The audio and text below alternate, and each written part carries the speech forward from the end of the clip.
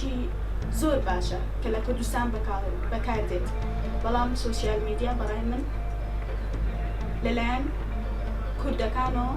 بە خراپی بەکاردێت و ئافرەتیش بۆتە قوربانی کە چەندین هەڕەشە لە ئافرەتان دەکرێت بەهۆی وێنەوە بەڕای من ئافرەت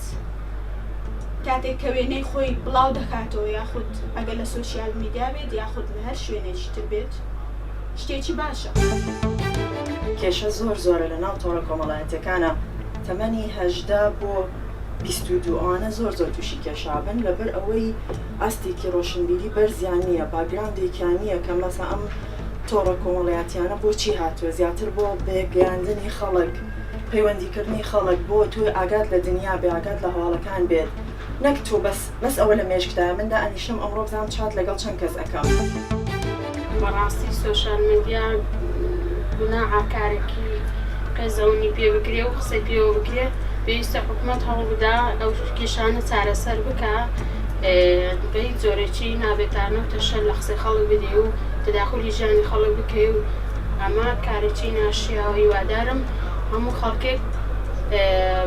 بە شێوازێکی جوان هەرسوکەوت کا لەگەڵ سۆشیال میدیا. لێرەدا من داوا لە دەستگای واستنەوە و گەیاندن بێوجەیان پەیوەندیدار بیتن هەر کەسە کە فەیسبووکی دانا تکایە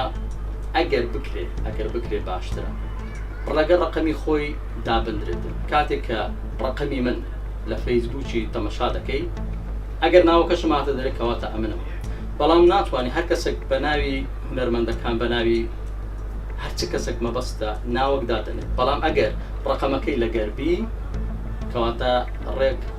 دەبتەوە لەگەر ئەوەی کە هەم ناوەکە ڕاستە هەم ئەو شخصە ڕاستە ئەو شخصە نیە کاتی کە لە فەیسبوک خۆی کردە کەسایەکی دیکە.